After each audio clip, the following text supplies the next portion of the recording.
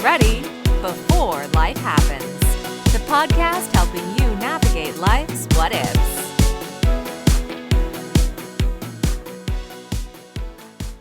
Welcome to Get Ready Before Life Happens. I'm your host, Tony Stewart. Today I'm joined by Stevyn Guinnip, author of Grow Wellthy and health strategist for financial advisors. Stephen, welcome back to the podcast. Thank you, Tony. So happy to spend time with you again. Yeah, I am as well. You're doing amazing work. So, to start off, tell us a little bit about yourself and your origin story. What is your origin story and how did it inspire you to write Grow Wealthy? So, my origin story is kind of a mix of lots of things. It started when I was the daughter of a financial advisor at the age of 11. I got to watch, excuse me, my dad grow his financial practice over 32 years and saw the ins and outs of that, of what life is like in a financial advisor's life and family and travel and all of that. And I decided through that people had plenty of money if they worked with financial advisors. What they didn't have was plenty of health because they would retire his clients, his colleagues, and they would just have one good year or sit on the couch and not feel well enough to be able to travel or do the things that they had spent all this time creating money for and building wealth for. And so I was like, I'm going to go fix that. And I'm going to become an exercise physiologist and make sure people have plenty of health so they can have these great retirements. It seemed so idyllic and perfect to me. And I did that for 20 years and realized that that wasn't the whole story either. And so I almost died in Australia, which we've talked about this in the past, but I had a sepsis, a near-death experience while I was launching a kettlebell program in Australia. And overnight, I lost all my hormones. My gut health was destroyed from antibiotics. My muscle wasted away. And I found myself basically a decade older. Um, Physiologically. And I was like, whoa, what is this body? Oh my goodness.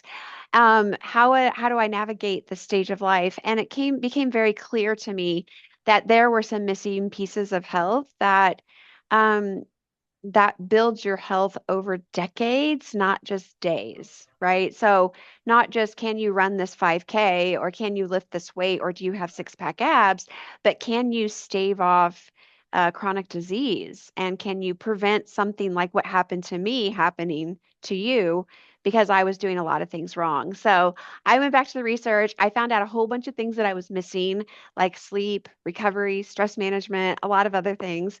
And also found out that the principles that you do when you're trying to grow your wealth, your money, are very similar to the principles that you need to do to grow your health or protect it. And once I realized those similar concepts and how they interacted, I was like, oh, this is perfect. This is what I was born to do. I was born to help people understand their health as an asset, that it is an asset for your everyday, for your business, and for your retirement as well. So I started working in the financial services industry, helping people get their health back under control. And that's when, Tony, a client said to me, Stephen, you have to write a book about this because nobody's looking at health as an asset through their financial lens. And I was like, you're crazy. I don't have time for that. And here we are. 3 years after he suggested it, I actually have the book. So that's my origin story.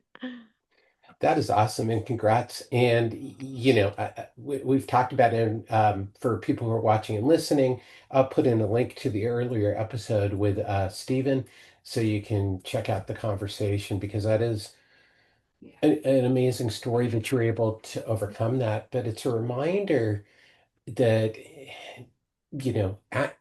medical incidents can happen to anyone, Yes, anywhere, at any time. And so the taking absolutely. care of your health is when and as you point out, is when we think about our health, is many people retire and their health span is much shorter. And you talk about this than their lifespan, and they're not able to enjoy their retirement because they haven't Right. taken care of their health. All the money in the world isn't going to help you if you can't, feel Nope. well. None of them, I mean, the only thing that saved me was that emergency surgery I had in Australia. It doesn't matter how much money I had. It was like life or death. It was just health at that moment. That's all that mattered. And the scary thing for me is that for years, I had had my body speaking to me and giving me clues that things were not like they should be. And I was ignoring them and I wasn't paying attention or giving it the space and attention that it needed. And I think there's a lot of us out there that do that. And we're like, oh, it's normal for me to get kind of shaky when I don't eat a meal, right? Like that's normal. I need to go eat some sugar so I feel better. Or it's normal that I just only sleep 5 hours a night. Yeah, I don't need much sleep, And so we start to think things are normal. And then our health is like, hey, pay attention to me, pay attention to me. And we don't do it soon enough. And then it feels like a surprise when life happens. But often there's things we could have been doing or noticing early that would prevent or protect us at that time. I love that. I'm just making a note.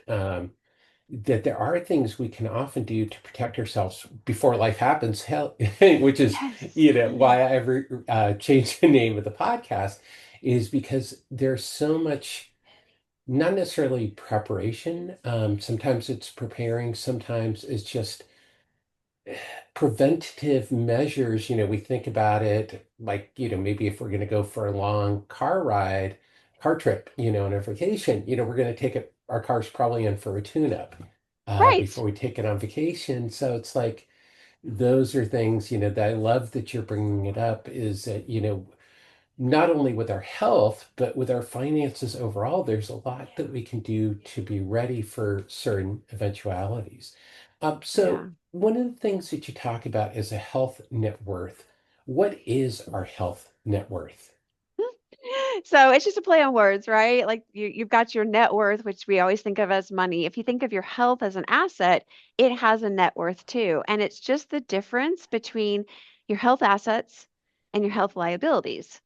So a good next question is, well, what's a health asset? What's a health liability? So there's lots of different ones, and I like for people just to take a white piece of paper, draw a line across the top, and a line down the middle. And on one side you put assets, one side you put liabilities, and you just list all the assets that are going well for you. Like, I don't know, you're able to maintain a good, healthy weight. You feel good. You've got good energy. You sleep well. You don't have to take a nap at 2 o'clock in the afternoon. You've got um, you love to bike ride. I don't know, just all the things that are good. And then on the other side, the liability side, it might be things like, oh, my weight's creeping up, or my blood pressure's not what it used to be, and the doctor's a little concerned about it, or I feel sluggish, or, I get shaky when I miss a meal.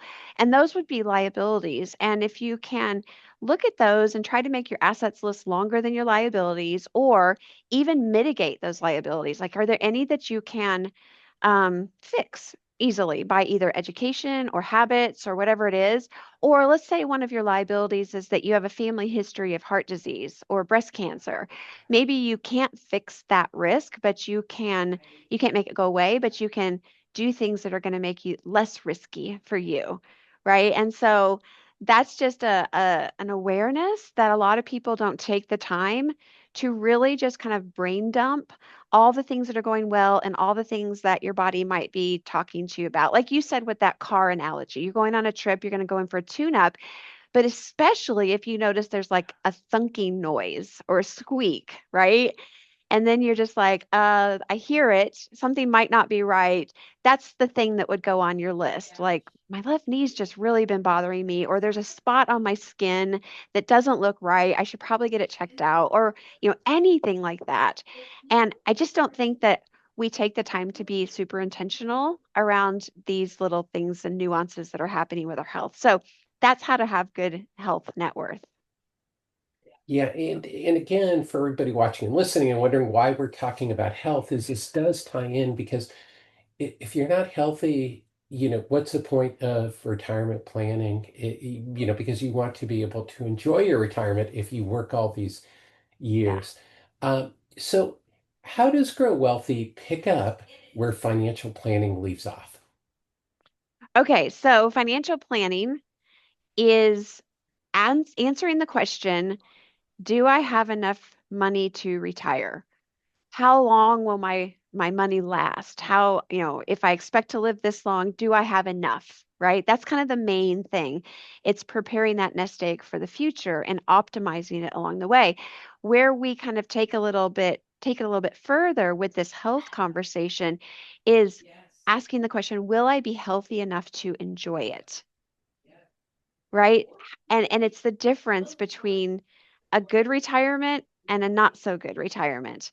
It's the difference between living your retirement in sick span, lots of illnesses and doctor's visits and discomfort, and spending your money on things that are going to try to keep you alive versus a retirement in health span.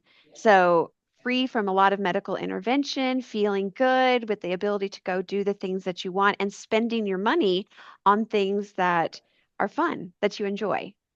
That's really where this health is wealth conversation becomes important and relevant in the financial world.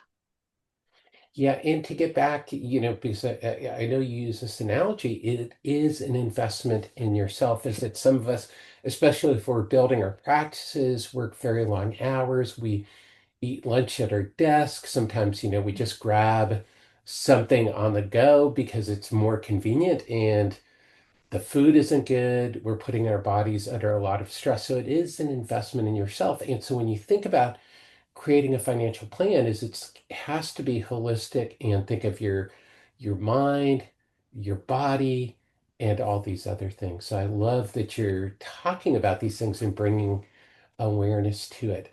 Yeah. One of the things you talk about is the big swap. What Mhm. is the big swap? Okay, so the big swap, if you can imagine a graph and you've got two lines, one of them is your health and one of them is your money. When we are young, we have lots of health and most of us have less money, right?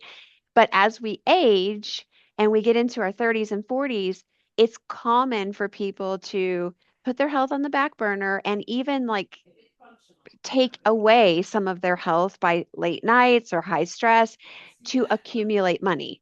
What happens in midlife then, when you're at your peak earning years, is that your health is deteriorated. So they swap. So you had good health and not much money, but then as time goes on, they swap and you have plenty of money, but your health has gone into bankruptcy. And so that big swap is the status quo. That's what happens if you don't pay attention to what you're doing. So if you can just put a little intentionality behind it and be strategic with your health, like you're strategic with your money and wealth accumulation, then you don't have to experience that big swap. You can actually kind of pull up on the rudder of your health and keep it more steady so there's more there left for you to spend your money on things that are enjoyable for you. Definitely, definitely. Well, that's something I think that we should all pay attention to because, it's easy, especially if you have a young child at home and a business you know, and activities that it's easy to put your health last. Hmm. We've talked a lot on the show about, making sure that you're saving first. This is another thing is you're not saving money, you're saving your future health. And, that gets back to risk management as well, Hmm. is that you're sort of buying insurance. This is another type of long-term care insurance is by taking care of yourself. So you avoid some long-term care incidents. It's Yeah, not a hedge against every risk of aging, but it does no. help. Yeah, in fact, if you talking about risk, it's really important because I was working with a client and he's grown his wealth, he's worked in finance, he's bought and sold several businesses and monetarily doing very well. But when I asked him to show me how he gets out of a chair, he has to use his hands to get himself out of a chair. And when he sits in the chair, he plops into the chair quickly, like kind of a slow plop into a chair. And that means that his body is not strong and that his fall risk is high, right? So you've got all this money, but you've got a risk here of a fall. And a fall it can be detrimental. Like if you get into over age 65, you fall About half of the people that fall end up ambulating down one level. So that means they used to walk normally and now they walk with a cane. Or if they walked with a cane, Mm, now they walk with a walker. Or if they walk with a walker, now they're in a wheelchair. So it takes them down an ambulation stage. And even there are some stats that say within a year, about 25% of the people who had their first fall will be dead. And so you're just like, okay, we don't want to reduce that risk because this gentleman likes to travel the world, has a second home in another country. And you're just like, that changes retirement drastically if he falls, right?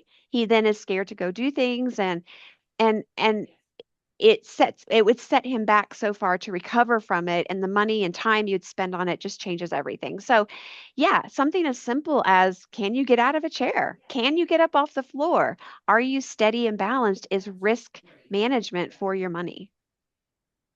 definitely. Well, I got to tell you, I've been working on making sure I can put on, what is it, one shoe, Yeah, while standing on a leg. I think that's yeah, the test you were posting about on LinkedIn. yeah.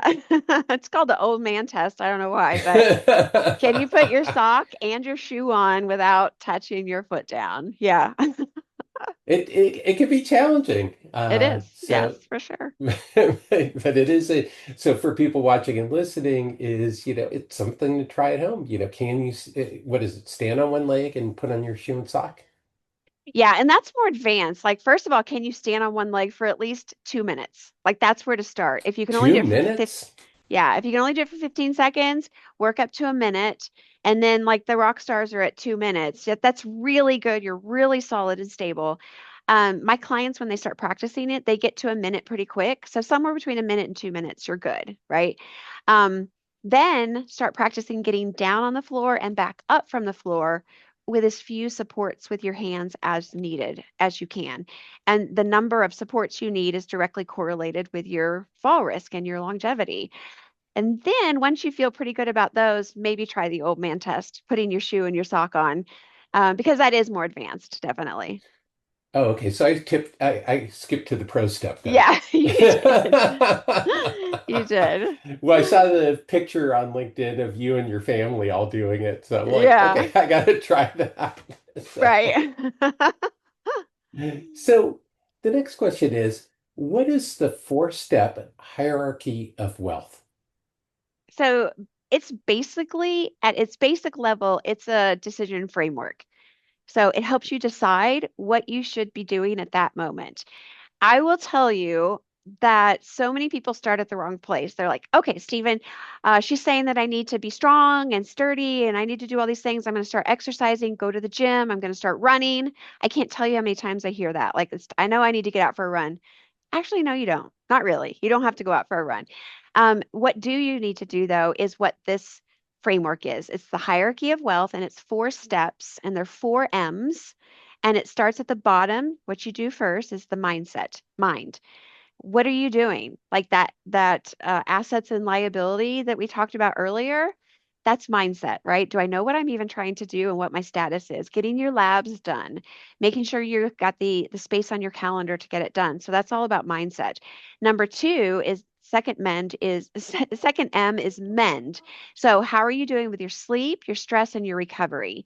And a lot of that can just be how you feel, but it's much more transparent to get a wearable like an Aura ring or a Whoop or a Garmin or something so we can see what your nervous system is doing on the inside and how well your sleep is going.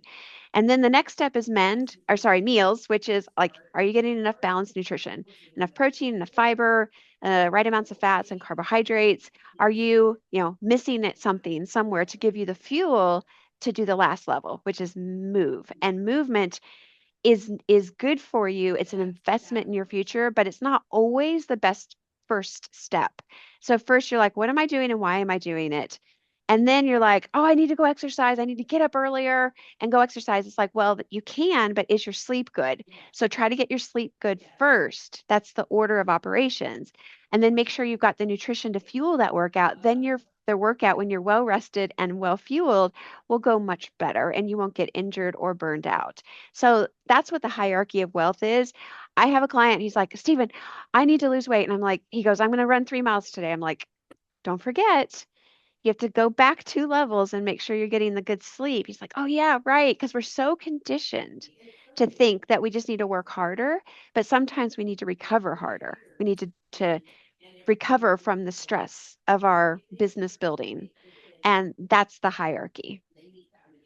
I love that rather than work harder because I think that's also something as we get older too, is that we lose track, like you said, is go out and run 3 miles. Well, it's not quite as easy when you're 50 years old to all of a Mm, sudden start running, 3 miles like when you were 18. yeah, It right. just, your body just doesn't work that way as you do change. And so I love that you're saying is that, you have this framework and you have to be realistic Hmm. in what you're doing. And you can't just jump to a 1 hour intense cardio workout if you haven't been working out for a while.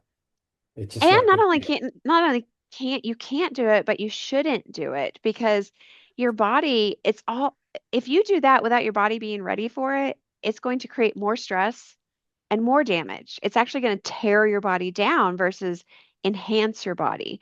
So, first things first is you have to get good sleep. Get to bed at a decent hour, make sure that you've got the blue lights out, make sure it's cool in your room, whatever, all the things. Get a good night's sleep. Then maybe you can go for a walk or lift some weights. I have a client and she's like cardio queen, right? She was like out there doing all the cardio, the running, the rowing, the cycling, and she was exhausted. Her cortisol was high. She could not lose weight. And I just pulled Hmm. her back off of that. Just pulled her back and like, let's just stop that for a little bit. Let's start adding a little bit of strength training, not too aggressive, and start walking just a little bit, right? And the weight started just coming down off and we just made her body not feel so stressed. Peace is part of this process. We talk about finances bringing peace of mind for your future, and that's what your body needs for its physiology. It needs to feel protected, peaceful, and not under attack all the time if it's going to behave the way that it should. I love that because it's a whole different way of looking at it. And it does directly relate to money. It's like you don't go into advanced investing before you've just put some money into a savings account. Um, Yes. and we do know that people who jump into advanced trading strategies do end up with usually negative consequences, when they haven't started slowly and built Mm-hmm. into it. And so it's like that with anything. And, for people Yeah. who've recovered from heart attacks, they've heard that from their doctors is, start slowly, take a Mm-hmm. slow walk, eat nutritious meals, don't do everything at once. Yeah, I think we can see our health improve significantly just with getting an extra hour of good sleep. And paying a little bit more attention to what's on the end of our fork. In fact, I had a client, if we're just talking about from a weight loss perspective, he lost 50 pounds and never exercised because he just wasn't ready for that yet emotionally. But there's so much that you can do with sleep and the end of your fork. And they're different buckets of health. You can kind of think of those 4 levels as the different buckets you might put your money in, right? Like an emergency fund and your college fund or your IRA or 401k, whatever. Like you want to have money in different areas. And so many people just put so much emphasis into the exercise piece that if you do that, it might work when you're young, but when you get to be 50, 60, 70, that equation doesn't work anymore. So we have to start preparing for what our bodies are going to need when we're older and how to keep that equation balanced. And again, it all comes back to Tony, your point. How does this affect my money? Well, if you injure yourself or you have a heart attack, sometimes people have to actually exit their businesses early or retire early because, and then they've lost all those earning years. It's like your health can make you make decisions that you're not ready to make yet, right? So health is almost a ticket to freedom for more decisions and more options in your future. I love that. And, for people watching and listening, they've heard me talk a lot about disability insurance and the need for disability insurance because these things can happen. Hmm. I mean, that's the whole point of insurance, protecting against unforeseen events. And, even if you're doing all these things and you're incredibly healthy, is you can still have a health event. And, if you think about it and you think about professional athletes get injured all the time and they have Hmm.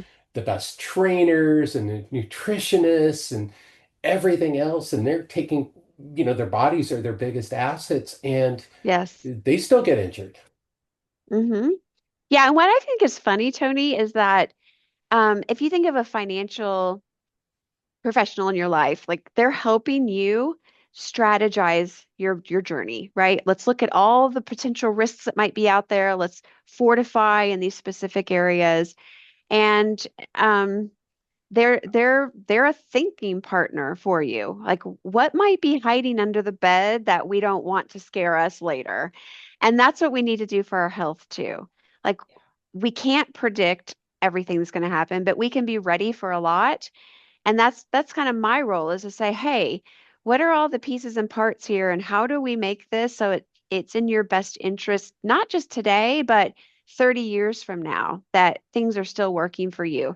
You know, it it's such similar mindsets of how we think about this just small compounding actions and how they add up to big deals later, but then also the length of the thought. A lot of people think of health as short term, I need to go to the gym or I need to lose 5 pounds or whatever. And if we can think of it long term, it's that second rail of your journey. So your destination is in the future. You're headed somewhere and you're building that rail of money.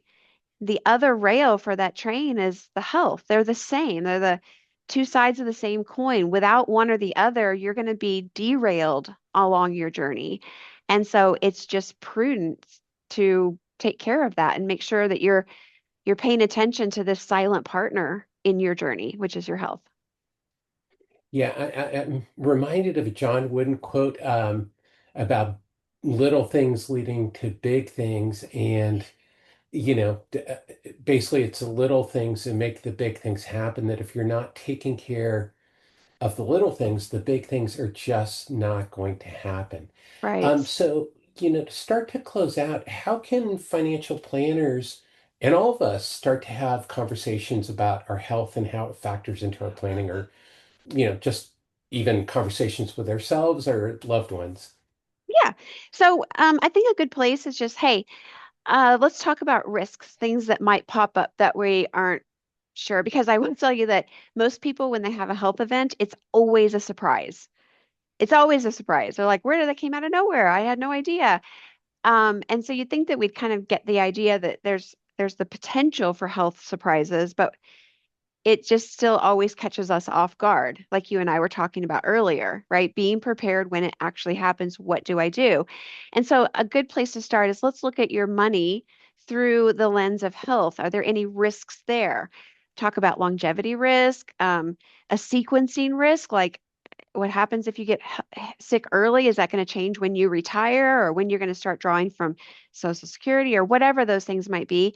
And um, and inflation risk. Like, how does your health impact all of these decisions? And just not that you have to have the answers, but it's just good to bring up the questions, have the conversation. And you don't need to be a, a health expert to say, how does your metabolic health impact your future? And metabolic health meaning how well your body uses and stores energy, right? Does your energy impact your money? Does how you feel? Does your weight maintenance management? Like you can just start asking some questions and say, um, does cognitive decline change how your money is going to be used? Does your mobility, if you lose any mobility, does that change anything with your money? And you don't necessarily need to tell them answers. It's just like, hey, I'm here to bring up all the different perspectives. You could even ask questions like, what does a retirement look like for you physically? Like, what do you see yourself doing? I have clients that are out uh, hiking across the world, doing extreme hikes. And maybe they don't see themselves doing that. Maybe they see themselves sitting on a sailboat somewhere and just watching the world go by. But physically, what does your body need to be able to do? What matters most, like activities? Do you want to still be able to play basketball? Do you want to be able to run around with your grandkids or get on the floor. And if your health declined, what would that change about your money? Where would we need to or divert some money to change and go in different directions? So to me, it's just more like asking some really good questions and letting them answer or at least think about these things. And that adds value just in itself. Yeah, I love that. And I think this is so important because sometimes health conditions cause your clients to have to retire early Hmm. or to cut back on their work. So these are really important things that should be factored into a real financial plan. So Stephen, to wrap up, I have what are called the Get Ready Hot Take Trio. These are three quick questions I ask all of my guests. The first one is, what's one myth you're trying to break about money and health? So people think that health is separate from money and health is all about discipline.